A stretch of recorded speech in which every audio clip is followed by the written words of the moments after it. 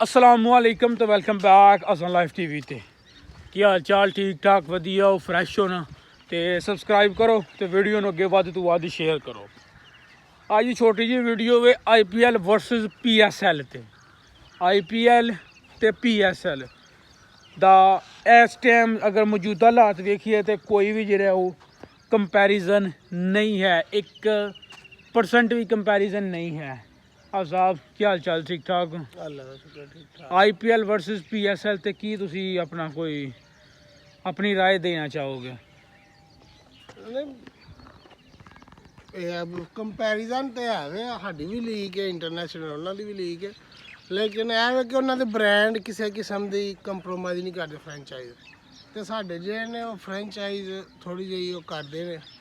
जिस तरह कि तुम वेख्या जाए हैदराबाद की जर्सी वाला वाकया, हाँ बाल नूं नाल रगड़ते सन ते लेकिन शर्ट का रंग जिहड़ा सी ओह नाल लगदा सी। बाल ही जिहड़ा वो इंज में पिंक बाल हो गया, पिंक बाल टेस्ट नहीं हुंदा है, वो हो गया। नंबर 2 ਇਹਦੇ ਵਾਸਤੇ ਖਿਡਾਰੀਆਂ ਨੂੰ ਪ੍ਰੋਫੈਸ਼ਨਲ ਹੋਣਾ ਪੈਂਦਾ। ਤੁਸੀਂ ਪ੍ਰੈਸ ਕਾਨਫਰੰਸ 'ਚ ਵੇਖਿਆ ਹੋਣਾ ਕਿ ਕਿਸ ਤਰ੍ਹਾਂ ਉਹ ਇੱਕ ਦੂਸਰੇ ਨਾਲ ਹੱਸ ਕੇ ਗੱਲਾਂ ਕਰਦੇ। ਵਾਰਨਰ ਨੇ ਕਿਹਾ ਵੀ ਛੜਿਆ ਸੀ, ਡੇਵਿਡ ਵਾਰਨਰ ਨੇ ਕਿਹਾ ਕਿ ਸਕੂਲ ਦੇ ਬੱਚੇ ਮੇਰੇ ਨਾਲ ਭਾਏ ਗਏ ਜਿਨ੍ਹਾਂ ਨੂੰ ਇੰਨੀ ਨਹੀਂ ਸਮਝ ਕੇ ਸਾਹਮਣੇ ਮੀਡੀਆ ਤੇ ਤੁਸੀਂ ਹੱਸ ਕੇ ਗੱਲਾਂ ਕਰਨ ਦੇ ਹੋ। ਤੇ ਇਹਦੇ ਵਾਸਤੇ ਖਿਡਾਰੀਆਂ ਨੂੰ ਮੈਚੁਰ ਹੋਣਾ ਪੈਂਦਾ, ਤਾਂ ਪ੍ਰੋਫੈਸ਼ਨਲ ਤਰੀਕੇ ਨਾਲ ਬਹਿਣਾ ਪੈਂਦਾ ਤੇ ਉਹਨੂੰ ਕ੍ਰਿਕਟ ਵਿਖਾਉਣੀ ਪੈਂਦੀ ਆਪਣੀ।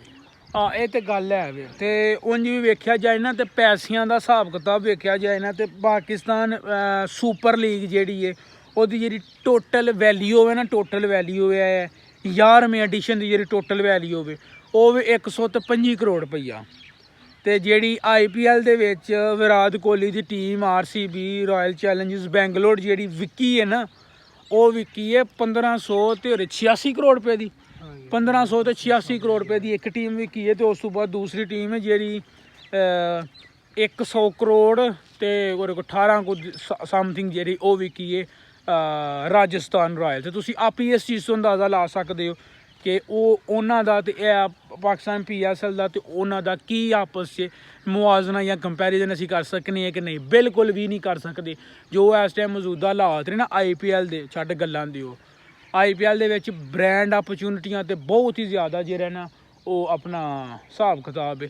तो आहो एक गल ये वे कि PSL ते IPL दे विच वीडियो क्वालिटी का ढेर फर्क है।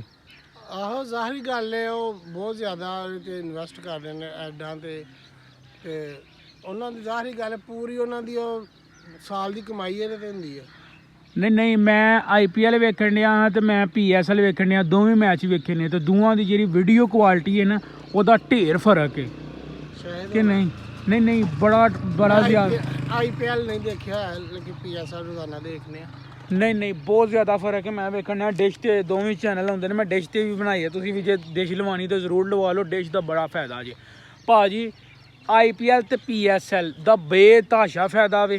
तो दूसरे नंबर तो मैंने एक गल की समझ नहीं आती है, पाकिस्तान तो इंडिया के दोवां दे विच होण दी। पाकिस्तान PSL दे विच क्राउड अलाउ नहीं है, पर PSL दे विच उत्थे तवानाई दा बहरान है। हाँ उत्थे गैस नहीं पी लगदी है, पेट्रोल भी जिस तरह सेम है ही चलन रहा। लोग फिर गोए बालन ते आ गए ने बहरहाल। उत्थे जेह्ड़ा ना वो है वे, उत्थे आवाम है वे, उत्थे एडा को मैच वेखण दा मज़ा हुंदा वे। ऐदा पाकिस्तानी सानू PSL प्रमोट करनी चाहिदी है, पर जिथे कमियां ने उत्थे कमियां दसनियां चाहिदियां ने भाजी। इत्थे को अजीब किस्म दियां रोज़ दिहाड़ियां वन सोनियां जेह्ड़ियां ने ओह् गल्लां हुंदियां ने। कदे ओह् गवाच जांदा है, इन्हां दा बाल पीला हो जांदा वे, कदे जेह्ड़ा ओह् वन सोना कोई मेहमाने सुसी आई जंदा वे। एह् कोई अजीब किस्म दा जेह्ड़ा ना ओह् टोपी ड्रामा PSL ने लाए जावे। एह् जदों लीग शुरू होई ही ना उदों इन्नी कोई कमाल दी लीग सी, मज़ा आउंदा ही इन्हां दे मैच वेखण दा, स्ट्रीमिंग वेखण दा। हुण जेह्ड़ा ना ओह् PSL वेखण ते बिल्कुल भी दिल नहीं करता है। तुसी अपनी कीमती राय कमेंट दे विच जरूर दिओ। जिन्हां वीरां ने सबसक्राइब नहीं किया सबसक्राइब करो, इस वीडियो नूं वध तो वध शेयर किया जाए। मिलने तुहानूं नैक्सट वीडियो च, रब राखा।